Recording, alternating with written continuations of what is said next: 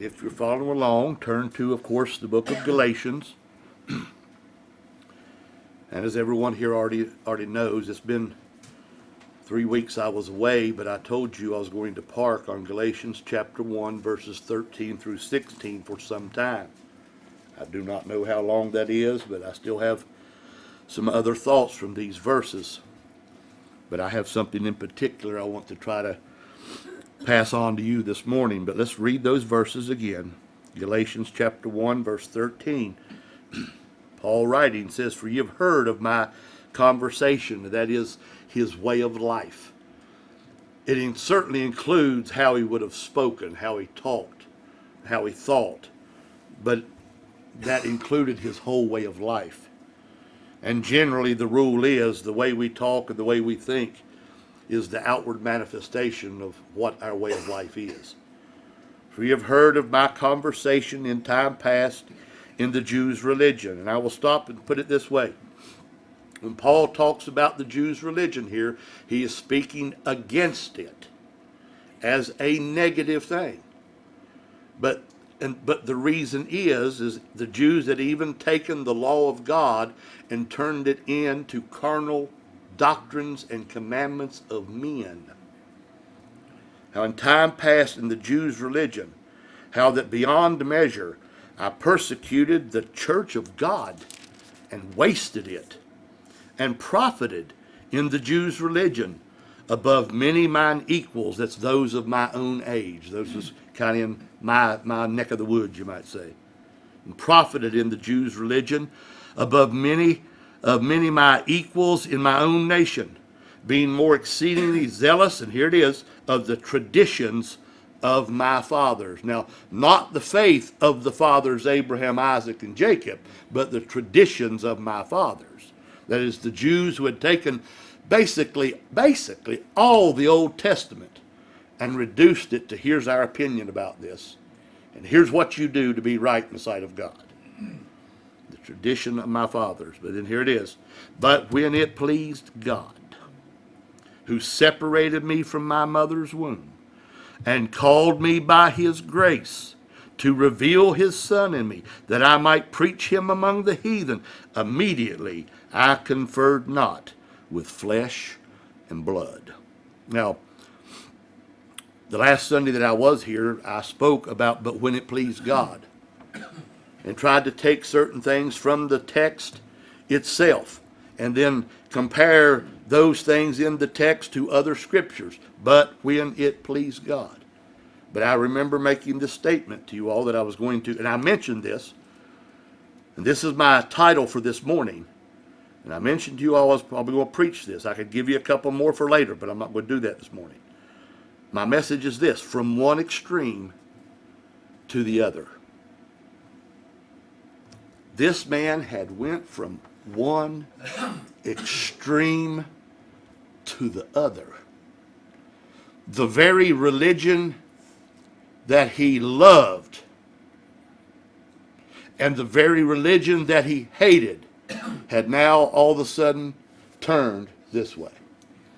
And the religion that he at first loved, he now despised, rejected, counted it as dung. Now the thing that religion that he'd once hated and wasted it,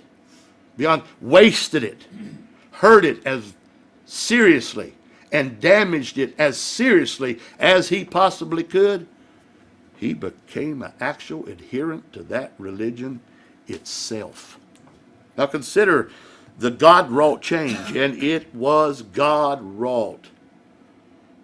Jesus Christ did not come to Saul of Tarsus and say, "Will you give me your heart?" He conquered that man on the road to Damascus.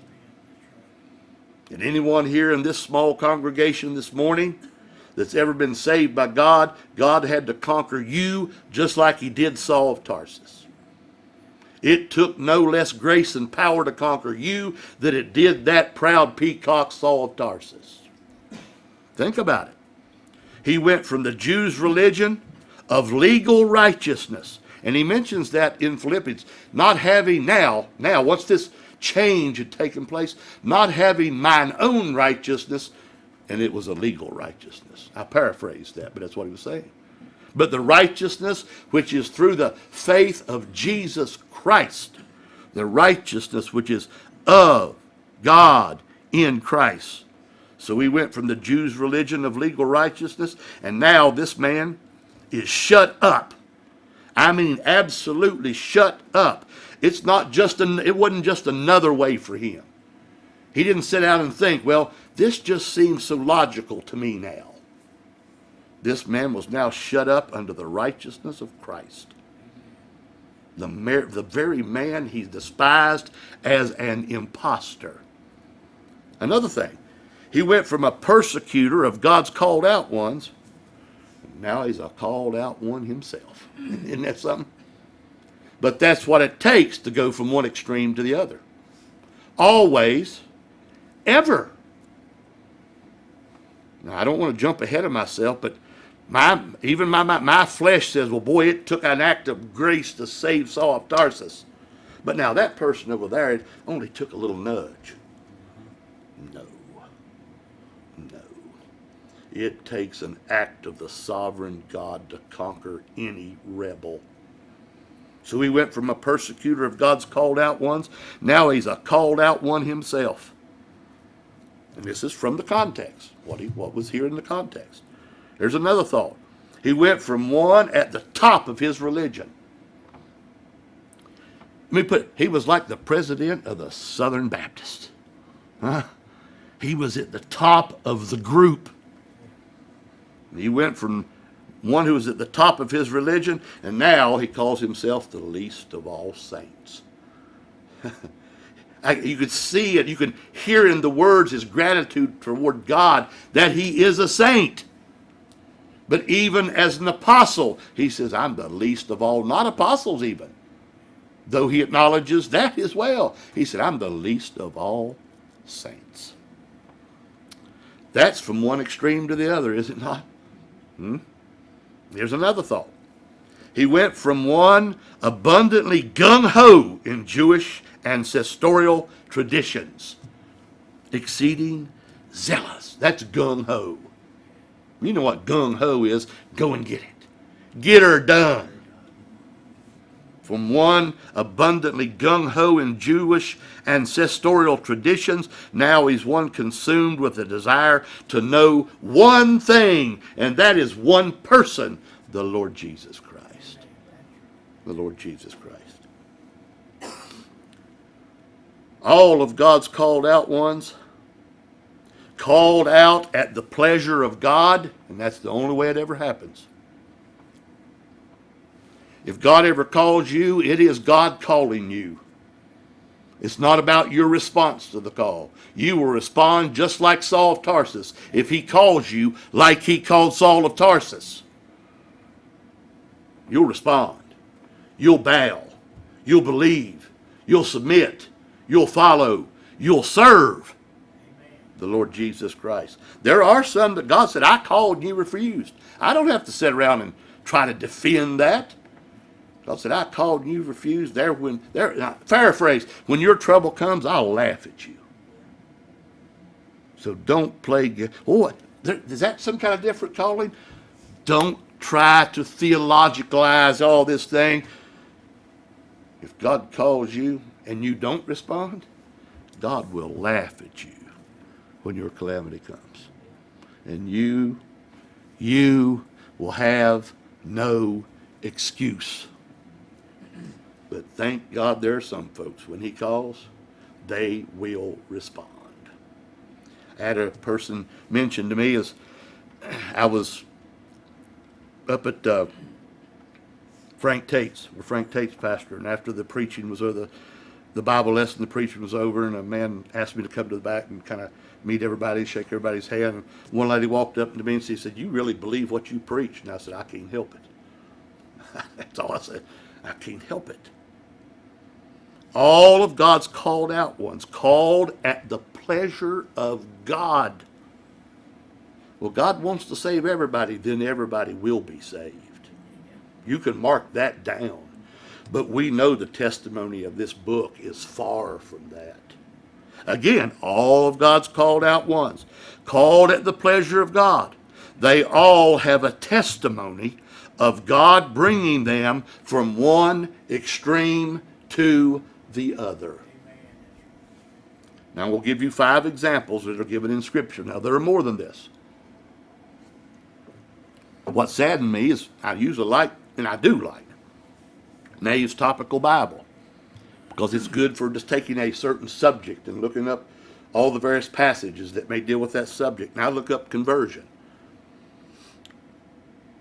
There's so many conversions in this book, and they left so many out. But I'm going to give you 5. And I didn't time this to see how long it'll take, but I smell ribs, so it may not take too long. Here's the first thought. Some of us, turn to 1 Corinthians. Be turning there. I want to get you if you're following along, I'm not saying you have to, but turn to 1 Corinthians chapter 6.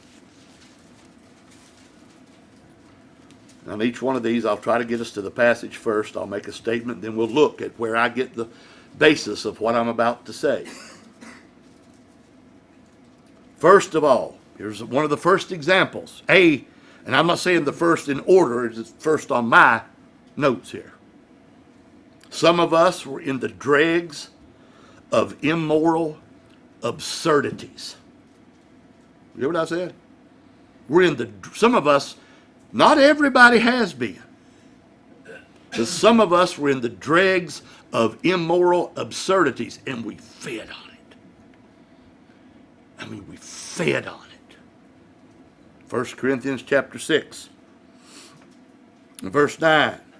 Know ye not that the unrighteous shall not inherit the kingdom of God? And I would say put a period there, but it's a question. It's asking, but it's rhetorical. They shall not. Be not deceived. Neither fornicators, nor idolaters, nor adulterers, nor effeminate, nor abusers of themselves with mankind, nor thieves, nor covetous, nor drunkards, nor revilers, nor extortioners shall inherit the kingdom of God. And that's just a minor list of all the immoral absurdities that consume a large mass of humanity. And some of God's people were born right in the midst of this. Some of them may have not been born into a family of these absurdities, but they in themselves turned to them. They may have been in a really decent home, decent folks, but for whatever reason or another. But one reason I know, because of the absolute immoral absurdity of the human heart, and God lifting that restraint just a little. They head off in their life to things like Paul mentioned right here. Somebody said we ought to lock people like that up. Well, most of us would be in jail. A lot of us would be. Maybe not all of us, but a lot of us would be if we locked everybody up for things like this. Again, I say some of us were in the dregs of immoral absurdities. And such were some of you. But ye are washed. Ye are sanctified. But ye are justified in the name of the Lord Jesus and by the Spirit of our God. Is that not from one extreme to the other?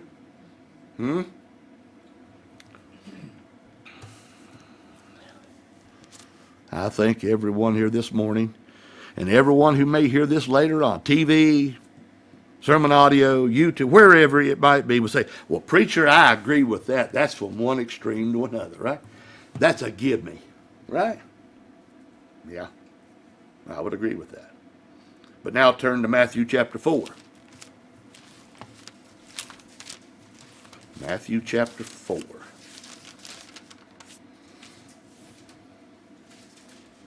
Matthew chapter 4. Now think about this. Some of us, now before I go any further, some of us may have had several versions of some or all of these things. Some of us may have bounced around from this to that and over here to these and them to those and everything else. Not every one of God's people were stuck in one malady, in one place or circumstance of malady. Not everybody is living immoral like that list we just read in Corinthians. But let me tell you, all of us have something here in these 5 I'm going to give you. We found our place in one of these 5 places, if not in more than one, or maybe all of them at one time or another. But having said that, let's go into the detail again. Some of us, and I will say of us, because I feel like I fit far too many of these things. Some of us, like James and John, the sons of Zebedee. Do you remember them? They became what? Apostles. They were of the inner group of Christ's original disciples. Some, like James and John, the sons of Zebedee, with no scriptural background ever given of any undue way of life. You see what I'm saying? Now you got, what was it, Matthew? He was a turncoat, right? He was a Jew that was taking up tax money for the Romans against the Jews. But this is not so of James and John, the sons of Zebedee. No undue background. You know what their problem was? They was just caught up with the everyday duties of everyday life. You read it? Matthew chapter 4, verse 21. And going on from thence, this is speaking of Jesus Christ. And going on from thence, he saw other 2 brethren, and that's not brethren in Christ, that's not what it's meaning. They were brothers. They had the same daddy, the same mommy. Going on from thence, he saw other 2 brethren, James the son of Zebedee and John the brother, in a ship with Zebedee their father. You see it? Mending their nets. And he called them. You see that? Well, somebody said that's called for service. Where do you get that? They went immediately into service, but let me tell you, every child of God that's ever been called immediately went into service of some kind or another. This is the way that religion I was raised up in, that association of regular Baptists, always got away from this. But when it pleased God to call me by his grace, well, yeah, but that's for service. God never called one of his saints, or let me rephrase, God never called one to be a saint. Experience salvation through the preaching of the gospel applied by the power of the Holy Spirit that God did not already before the world began have ordained their place of service in the body. Amen. Never. God don't wait till he saves them. Now let's see where I can put them. That's nonsense. As though the eternal, all-knowing God comes up with things as things happen. Now, what does it say? They were just going about their everyday business in the family business. I know there are people in this world, but preacher, isn't that really the most important thing, to take care of your family? No. No. Worshiping Christ is the preeminent thing. Following him is the preeminent thing. Even if it means leaving daddy in the boat. And preacher, that's too hard for me. Then you're on the outside. At best, looking in.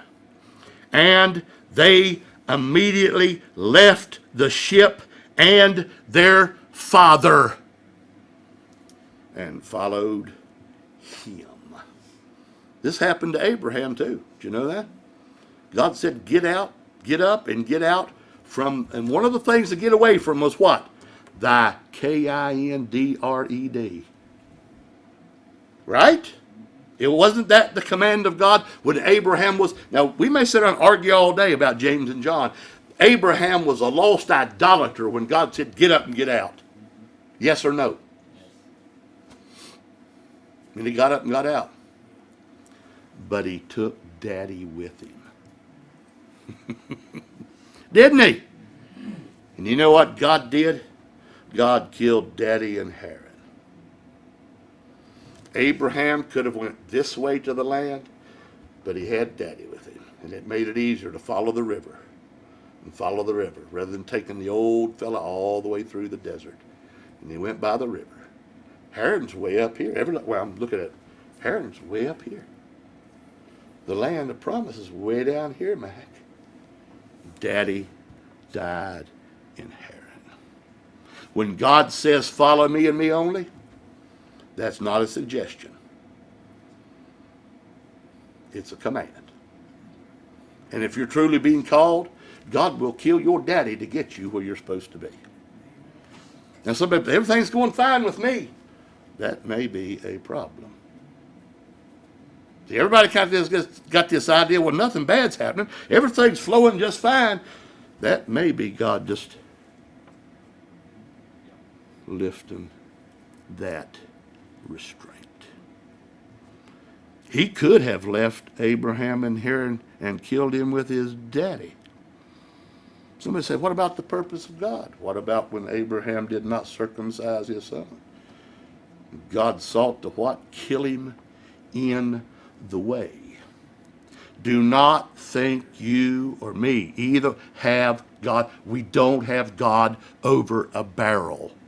We can never use, we dare not ever use God's sovereign purpose as an excuse for our rebellion against God. He can save us in spite of it, or he can let us go.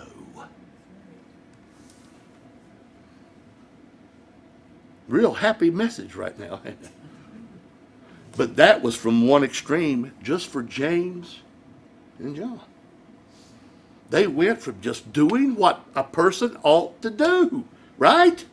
In the family business. But when Christ said, I am above those nets, that boat, your daddy, your family, your wives, your children, whoever it is, you follow me. Immediately they got up and got off the boat. Left daddy sitting with the nets still unmended. Do you see it? Oh, Jesus is tough. Yes, he is when it comes to worshiping him.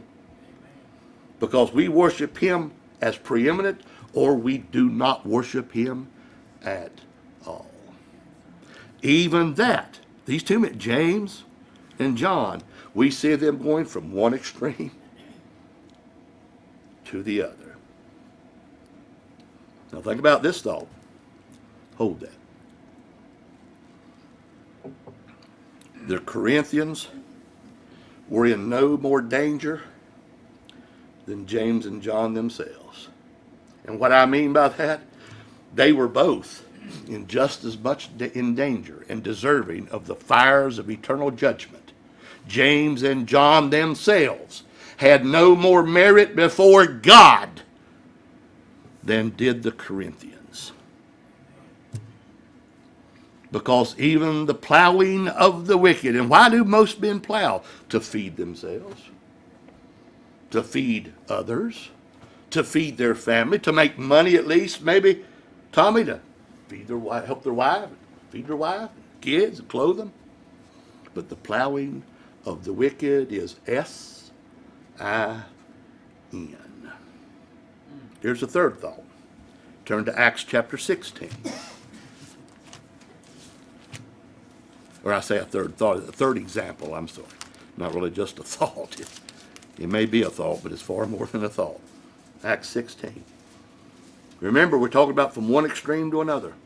Some of us, like a lady called Lydia, we may have very well been religiously sincere. The book of God, as we will read, calls her a woman that worshiped God. But that's not enough. Gotta be enough. Not if when you're worshiping God, you're not worshiping God in the person of his Son. Some of us, like Lydia, were religiously sincere and devout. But here's what the book of God says, verse 13. And on the Sabbath we went out of the city by a river where prayer was wont to be made. And we sat down and spake unto the women which resorted thither. And a certain woman named Lydia, a seller of purple. And if you read on, she had a household. They weren't in Thyatira. She came here to pray at the riverbank. She was trying. She's a lady. We don't know if she was divorced or widowed. We have no idea. But she had other family. She's just out making a living, and not just that. She's somebody that worshiped God. Somebody said, well, they worship God in the light they had. If it's outside of Christ, it don't matter. Baal had light. He spoke with God. God spoke with him. And two writers in the New Testament let us know clearly he was an apostate. Now, if that don't make you quiver in your skivvies, I don't know what would. Well, I worship God. Whoop-de-doo. If it's outside of Christ. See it? The seller of purple of the city of Thyatira, which worship God, heard us, whose heart the Lord opened. So what does that let me know? Before this, it was what? C-L-O-S-E-D. You see it? Whose heart the Lord opened, that she attended to the things that were spoken of Paul. And when she was baptized in her household, she said, don't leave. Hang around for a while. Huh? That's from one extreme to the other, ain't it? No less extreme than the Corinthians. No less extreme than James and John, the son of Zebedee. You see, folks, there are millions of people out there that think because they go to church, they read the Bible, they believe in the God of the Bible, they even believe in Jesus. He's a part of the whole thing. Yeah, he's in there too. And I'm a decent person, and I go out and I make a living, and I go to church, and I pay my tithes. Sometimes, when I can, I give a 10%. And they think, well, I'm okay. I'm not a bad person. Lydia wasn't a bad person either. She wasn't some old whore on the street. Do you get my drift? But her heart was still, C-L-O-S-E-D, to the gospel. Has that ever happened even right here in this place? Has there ever been anybody here, even in this place, that made a profession of faith? Just they came to chapel regularly. They were here for all the cookouts, did all of it, and all of a sudden, ding, the lights go on. They may have even been baptized before. And ding, the light goes on. None of that was of God. It was all just the religiousness and the morality of the flesh. And fleshly morality gets you nothing before God. Flesh is flesh, whether it's immoral flesh or moral flesh, because even our righteousnesses are as filthy rags in God's sight. One extreme to the other. Here's the fourth example. Turn to Ruth, and I'll give you a moment to get there. I got to jump on you. While we were finishing that song, I looked up Ruth and put my marker in it, because I have trouble with that. And I'll tell you this while you're turning. Ruth. One time, Paul was preaching from Jonah, and it took me 5 minutes, and I still hadn't found Jonah, so I finally just quit. Isn't that pitiful? Crazy. Ruth. Now I think it'll be Ruth chapter 1. And that is right after Judges, if you need a little help with that. Right after Judges. And here's my statement. Think about this. Some of us, like Ruth the Moabite, was evidently, There is, usually if a person had a really undue background, the book of God exposes that. You remember Rahab? Well, what, she's clear. She was a what before God saved her? A harlot. And the tough part for poor old Rahab, even the New Testament, after she was saved and been saved for hundreds of years, and even with the Lord, still calls her a what? A harlot. Put that with your name. Don't have to be harlot, whatever it was. Think of some of us like Ruth the Moabite, which seemed to have been a really faithful daughter-in-law. Even Orpah seemed to be a really faithful daughter-in-law. Here's two women, Orpah and Ruth. And their Jewish husbands, God had killed them. And their mother-in-law, she'd lost her husband, Orpah and Ruth's daddy. All three of the men were where? Gone. God just, whew. There was rebellion there. And God said, whew. And here Ruth and Orpah and Naomi was left to deal with the consequences. Even Ruth acknowledges, don't call me Ruth. That's pleasant and happy. Call me Mara, bitter, because God's dealt bitterly with me. And yet, what do we read? Ruth chapter 1, verse 14. And go back. You know the account probably already, but if you don't, go back and read it. Verse 14, and they lifted up their voice and wept again. That's Orpah and Ruth. And Orpah kissed her mother-in-law, but Ruth clave unto her. That means, she just, and it may have probably an Oriental, maybe something like that. Kiss here, kiss there. But what did Ruth do? She just come up and laid hold of her. Huh? Now here's a side encouragement for us. Don't be afraid to show true compassion and emotion toward one another. Well, I wasn't raised that way, then you was raised wrong. You hear me? Well, this is just my constitution, then your constitution's bad. Mine too. They lifted up their voice and wept again, and Orpah kissed her mother-in-law, but Ruth clave unto her. And she said, now, listen to this great soul winner called Naomi. And she said, behold, thy sister-in-law is gone back unto her people and unto her gods. Return thou after thy sister-in-law. Go on back with her. And Ruth said, entreat me not to leave thee, or to return from following after thee. For whither thou goest, I will go. And where thou lodgest, I will lodge. Thy people shall be my people, and thy God shall be my God. This is from one extreme to another, is it not? Here's old Ruth down there in Moab just minding her own business, waiting on a husband, get married, and have children, right? Worship the gods.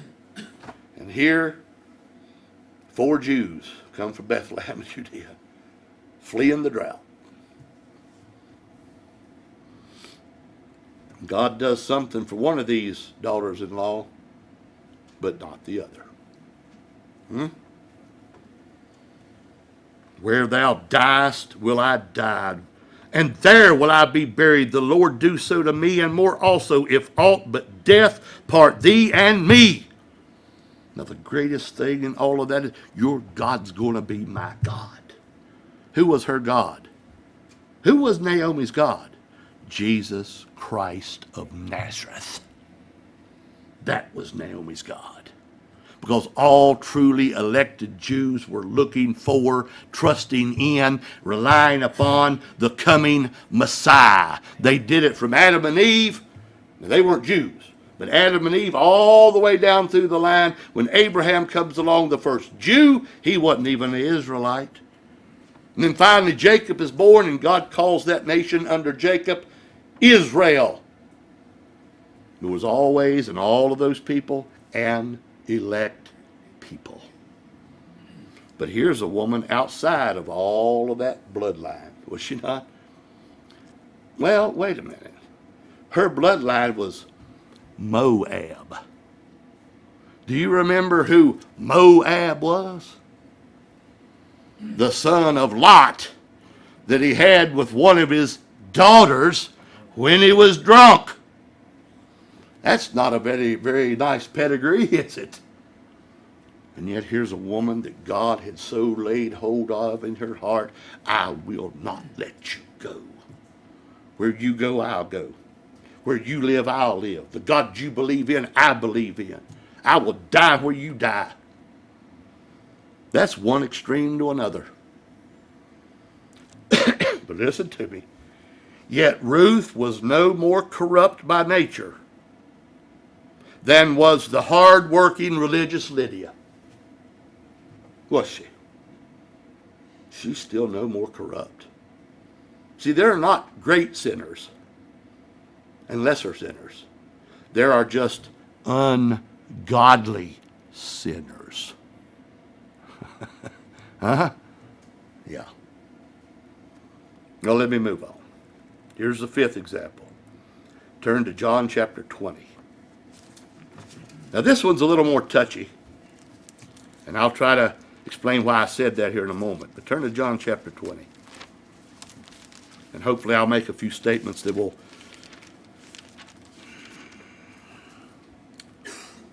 at least make the naysayers quieten a little. John chapter 20. We're going to look at another from one extreme to the other. Some of us like Thomas himself. Remember Thomas? One of the closest, the 12, one of the 12. Later declared to be an apostle, right? Some of us like Thomas. But now remember, in that 12, there was one true imposter named Judas, right? He had the same credentials as Thomas did, right? Preached the same message Thomas did. Cast out devils just like Thomas did. Followed around with Christ for around 3 years or so, or a little more, just like Thomas did. And he perished. He sold the Lord out for 30 pieces of silver and died and went to hell. Some of us, like Thomas, we were taught under orthodoxy. Do you think Thomas wasn't taught under orthodoxy? There was a time when it even says in the book, it may be John, but don't hold me to that, where Jesus Christ told them plainly. Well, they kept asking and asking. He kept kind of bringing it right up to the edge. I've got to go to Jerusalem and suffer and die. I'm going to die. I'm going to suffer. And they just kept asking. And finally, one day he told them plainly, I'm going to be killed. And I will be raised again. I'm paraphrasing it, of course. They were told, right? Some of us, like Thomas, were not only taught under orthodoxy, but we may have engaged in the work of even the gospel itself, ourself. And look at John chapter 20, verse 24. But Thomas, one of the 12, called Didymus, was not with them when Jesus came. That's the first time when he came. Remember, first time he came and just walked. The door was shut. He just came right through the door. I mean, you'd think that would be enough to make anybody just bow down on your knees, wouldn't you? But Thomas, one of the 12, called Didymus, was not with them when Jesus came. The other disciples therefore said unto him, We have seen the Lord. Now, here not only has Thomas been told by the Master himself earlier, now he's got the other 10 saying, We've seen him with our eyes. Huh? He appeared to us. We have seen the Lord. But he said unto them, Except I shall see in his hands the print of the nails, and put my finger into the print of the nails, and thrust my hand into his side. Notice what he said. He didn't say, My brothers, I can't believe this. It's beyond my comprehension. What did he say? I will not. You don't want to think our wills are perverse. Come on, Hal. This is a disciple, yea, an apostle. yea, one that's in the ministry. And he said, I will not believe. Whoa. Now, here's what I was talking about a minute ago. Somebody said, well, are you saying Thomas was lost before this? No, I can't say that. But I'll tell you this. Had Thomas persisted in this state of, I will not believe, he would have perished with Judas. Well, what about what? He would have perished with Judas. He's refusing to believe in the resurrected Lord. Don't play games with God. Well, I already know all this. No, you don't. You know and I know nothing yet as we ought to know it. We are so ignorant, and so lazy, and so complacent. And I'm not being mean to you. I'm just telling the truth about us all. Everything else is so important to us except the glory of the kingdom of God and his king. Me included, with you. But God, don't let me persist in a I will not believe unless. Huh? Of course, you know, he said, Thomas, you've seen and you've believed. Think about it, folks. We don't even have that. I'd be an idiot unless I get to poke my finger in there. Wouldn't that be idiotic today? All we got is a book with letters in it and words in it and phrases in it and paragraphs in it and verses in it, and somebody stands up and just preaches from it or gives testimony from it. And we're supposed to believe God based on only that. But it pleased God through the foolishness of preaching to save them that believe. I'm glad it didn't take a lightning strike from heaven for me. Aren't you? I'm glad God has the power then when he sent a man named Joe Galusick with his own personal testimony and a few cassette tapes and a few printed out messages, Ellen. God rocked my world. And he sent me from one extreme to the other. And my trouble was I had many other extremes. Many other. I could fit a lot of these throughout my experience in life. But when it pleased God, I went from one extreme to the other. You see, the unbelief, listen to me now, the unbelief of the immoral Corinthians is no more damning than the I will not believe of Didymus. You hear me? Somebody says, I don't like that. I'm a good Calvinist. I believe in the eternal security of the believer. I do too. But look at Judas. He looked just like Didymus. When Christ told him, one of you is going to betray me, none of them suspected Judas. Did they? The man was so respected among them all. Only one knew the truth. That was the master himself. The man was so respected among them all, the other 11, that they let him carry the bag with whatever money they had. He carried the bag. Right? He was the treasurer, the only officer they had at that time.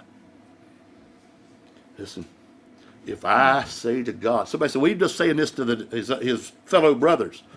When you say I will not believe, you're saying it to nobody but God. If I say I will not believe, it's not you that I'm offending, it's the God of all glory that I'm offending. It took the same grace, God's grace for both. It took the grace of God for the Corinthians. It took the grace of God for James and John. It took the grace of God for Lydia. It took the grace of God for Ruth. It took the grace of God for Thomas. All of these testimonies that I've given you, they have Christ as the touchstone of their calling. Even Ruth. It wasn't dreams. It wasn't making deals with God.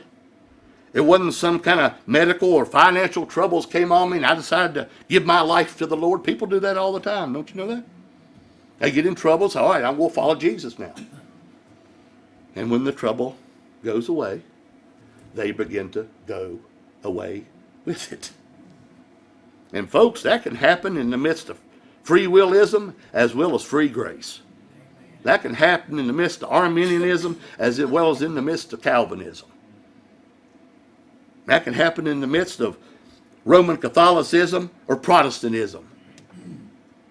All of these testimonies have that one thing as the touchstone: Jesus Christ himself. No, the question is this: has it pleased God to call me by his grace? And I know it's hard, but I preach something like this. I preach to a group of people like this. I look at you and I think, well, they already got all this. I hope we do. But even this man could be deceived.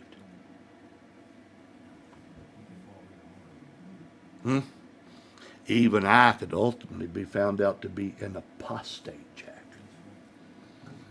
Because there's nothing in me by nature that warrants God's grace and God's mercy. Not only do I not warrant it, but I warrant his wrath and judgment and condemnation. Oh, God, keep me. Not just else I fall. That's bad enough. But fall away. But when it pleased God who called me by his grace to reveal his Son in me, but even that same man called Paul the Apostle says, I count not myself to have arrived. But I do what? Press forward. Press forward. Don't ever do this and go that way. Because if you do, if I do, we will perish. Heavenly Father, oh God, use thy word to warn us, but not just as some blinking billboard sign, but as that which the Spirit applies to our hearts and minds. Calls us, Lord, to give diligence always, not just at some few times, but always give diligence to make our calling and election sure. God, help us to dive headlong into seeking the person and work of our Lord Jesus Christ.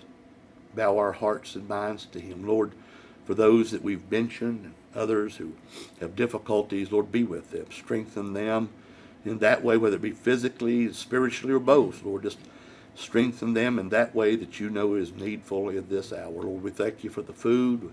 Thank you for the time we had yesterday together, and that we can kind of extend that on in today. We thank you for all things in Christ. Amen.